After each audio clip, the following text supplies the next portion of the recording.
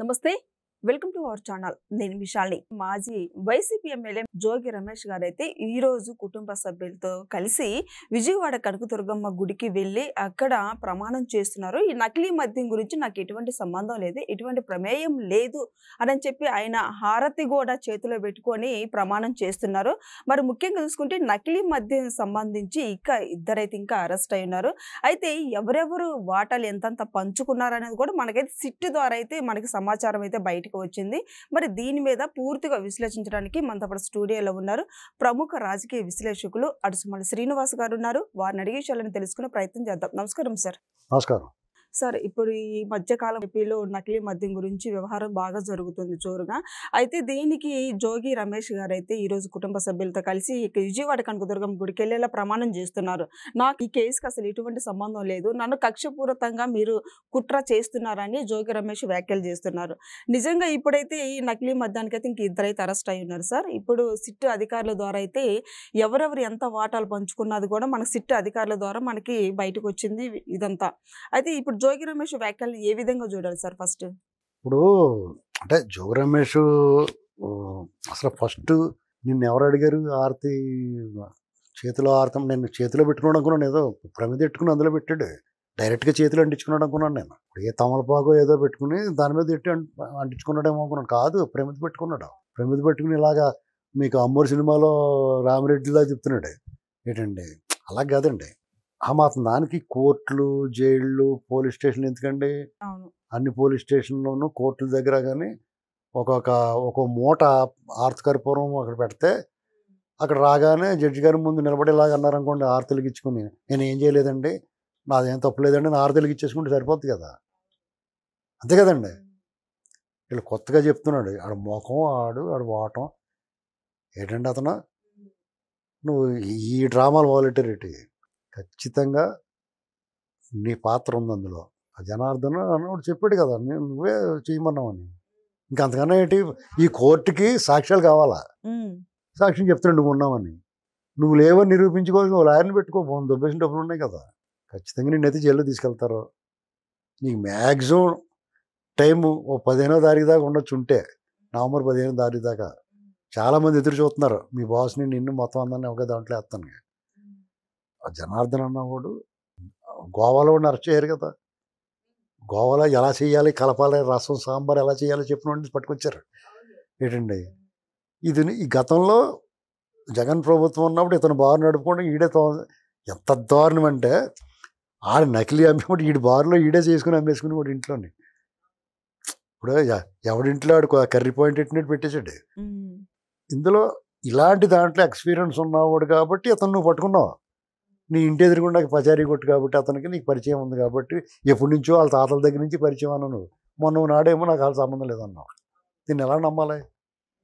పైగా నువ్వు కానీ జగన్మోహన్ రెడ్డి కానీ మీ బ్యాచ్ ఎవరన్నా కానీ ప్రమాణకాలు దేవుడి మీద ఒట్టంటే అసలు నమ్మరు ఎవడం.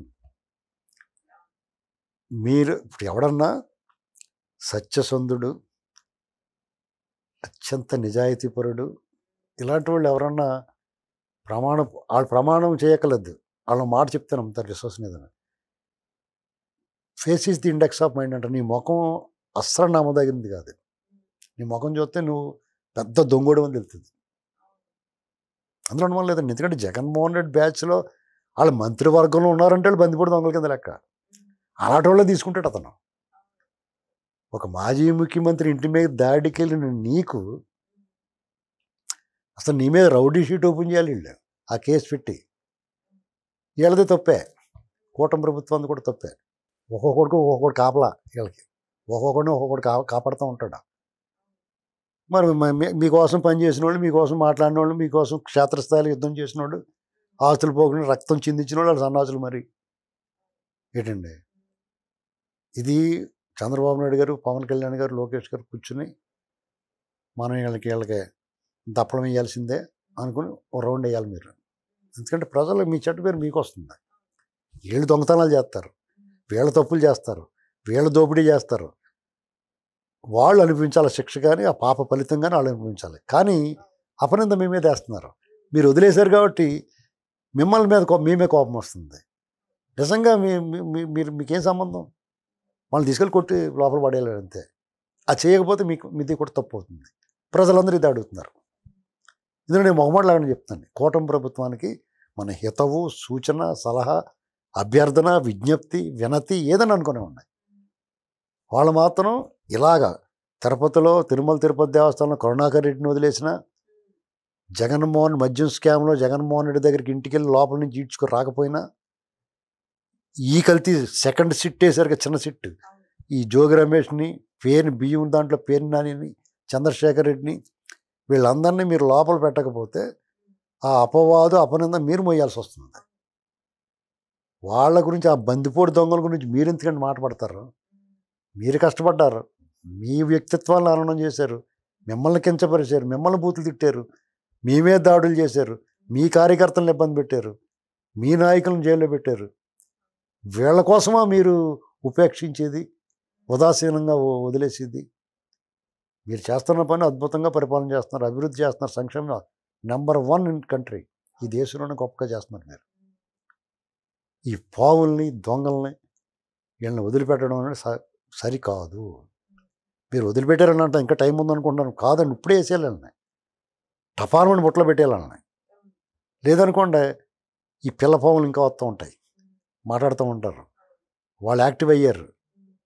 వాళ్ళ పేరోల్స్లో ఉన్న జర్నలిస్టులు, కుల సంఘాలు చూసారా ఎలా వచ్చి మాట్లాడుతున్నాయి? కుల సంఘాలు సంబంధం లేని విషయాల్లోనూ. బస్సు యాక్సిడెంట్, హృదయ విదారకమైన ఘటన జరిగితే, దుర్ఘటన, దాని మీద మద్యం, కల్తీ మద్యం అని, బెల్ట్ షాపులని, ఎలాంటి మాటలు మాట్లాడుతుంది? దీనికి కారణం ఏంటి? నోరెత్తి మాట్లాడితే, అసత్య ప్రచారాలు చేస్తే ముఖాన్ని 3 ముఖాల కింద పగల కొట్టలేదు కాబట్టే వాళ్ళు మాట్లాడుతున్నారు. వీళ్ళ విషయంలో మీరు అందంగా కోర్టులు చెప్పినట్టుగా 41A నోటీస్ ఇచ్చి 2 సార్లు కూర్చోండి, విచారణ చేసి కూల్డ్రింక్ ఇస్తే వాళ్ళు చెప్పిన మాట అనరు. వాళ్ళు జరగాల్సిన మర్యాదలో శివాజీ ట్రీట్మెంట్ అంటారు దాన్ని, అది చేసి ఎల్లిడోట్ పౌడర్ రాసి పంపిస్తూ ఉండాలండి. ఇక్కడ మళ్ళీ మీరు జైల్లో పెట్టిన వాడిలో పరివర్తన, పశ్చాత్తాపం కలగకపోవచ్చేమో, కానీ వాడి ముడ్డి పగిలినప్పుడు మాత్రం చచ్చినట్టు నోరు మూసుకుని ఉంటాడు. లేకపోతే అతను ఈ హారతికర్పూరాలు ఇచ్చేస్తే, ఆ మాత్రం కోర్టుల దగ్గర, పోలీస్ స్టేషన్ దగ్గర హారతికర్పూరం బస్తాలు నిండా పెట్టేస్తే వచ్చిన అందరికీ హారతికర్పూరం వెలిగించి తిప్పేసి వెళ్ళిపోరా బాబు అని చెప్తామే. ఎందుకు దండగా? ఇంతమంది పోలీసులు ఇవన్నీ ఎందుకు దండగా? ఏంటండి, దొంగతనాల విషయంలో క్రైమ్ డిపార్ట్మెంట్ని ఈ చోరీ కేసులు ఎత్తేయచ్చు. ఎవడైనా పట్టుకొచ్చాడు, ఒరే హారతికర్పూరం అక్కడ ఉంది, గబక్కని వెలిగించేసి తిప్పేసి వెళ్ళిపోరా, చెప్పు, నిజం చెప్పానండి. ఏంటండి, అసలు గుళ్ళకి ఎలాగే అలవ చేశారు 4 దొంగని అని నిన్ను ఎవడు అడిగాడు? ఆరతిమ్మని ప్రమాణకం చేయమని ఎవడు అడిగాడు నిన్ను? నీ అంతా నువ్వే ఛాలెంజ్ చేసేసి చంద్రబాబు వాళ్ళు రావాలా నీకోసం? నీ బతుక్కి చంద్రబాబు, మీ దొంగ బతుక్కి చంద్రబాబు గారు, లోకేష్ గారు రావాలా? పవన్ కళ్యాణ్ గారు వద్దా? ఏంటండి, మోడీ గారు ఏమో అక్కలేద్దా? వాళ్ళ జోలికి వెళ్తే ముడ్డి పగలు కొడతారనా? వీళ్ళైతే మంచోళ్ళు, సాఫ్ట్ టార్గెట్ అన్నా. ప్రతి ఓడికి ఇది ఒక అలవాటుగా మారింది. మళ్ళీ వీళ్ళ వైపే వేళ్ళు చూపిస్తాయి కూటమి. మీరు అలా వదిలేబట్టే వాళ్ళు అలా రెచ్చిపోతున్నారు. ఏమైనా ఇక ముందైనా వీళ్ళు ఈపి చెట్లు కొట్టాలని మనస్ఫూర్తిగా కోరుకుంటున్నాను. సార్, ఇప్పుడు సిట్ అధికారులోని జోగి రమేష్ గారికి ఉచ్చు బిగించబోతుందని పెద్ద ఎత్తున ప్రచారం జరుగుతుంది. ఉచ్చు బిగించిపోయింది, అందుకనే అతనికి తడిసిపోతుంది. ఈ డ్రామాలు, రికార్డింగ్ డ్యాన్స్ అంతా అదే కారణం. ప్రతి ఓడి ప్రమాణంగా మీరు అసలు పాపభీతి లేనివాడు, భగవంతుడి పట్ల భయం భక్తి లేనివాడు నువ్వు. మీరు ఎన్ని దేవాలయాలకి, దేవీ దేవతల విగ్రహాలకు అపచారాలు చేసి, అప్రతిష్ట పాలు చేసి, సంప్రదాయాలు మంట కలిపి, రథాలు తగలబెట్టేసి, విగ్రహాలని మలం పూసి, ఆంజనేయ స్వామి విగ్రహం చెయ్యి విరగొట్టి, వెండి సింహాలు దొబ్బేసి అమ్మవారి దగ్గర. అసలు దేవుడు కూడా ఒక్కొక్కసారి వాళ్ళ పాపులకి వాళ్ళని పరివర్తన తీసుకొద్దాం, చంద్రబాబు గారిలాగా ఆలోచిస్తాడు దేవుడు కూడా. వాళ్ళు మంచిగా మారుద్దాం అనుకుంటాడు. ఏటో నీరు పళ్ళ విరిగినట్టు దేవుడు కూడా కరుణా కటాక్షాలు పాపుల వైపు ఉంటాయి, వాళ్ళు మారుద్దాం అనుకుంటాడు. అసలు ఇతను అలా దుర్గ గుళ్ళోకి అడుగెట్టిన వెంటనే, ఒరే మీ ఓడే కదరా, నీ సహచర మంత్రే కదా వెండి సింహాలు దొబ్బేసాడని భస్మ అయిపోవాలి కదా పైనుంచి కిందకి అలా అంటించుకోగానండి. అలాగైపోతే అప్పుడు నమ్ముతారు, భయం వస్తుంది అందరికైనా. దేవుడు కూడా అలాంటి, దేవతలు కూడా అలాంటి పనులు చేయాలి. ఒకసారి చూపించాలి శాంపుల్. అదండి పరిస్థితి. Thank you.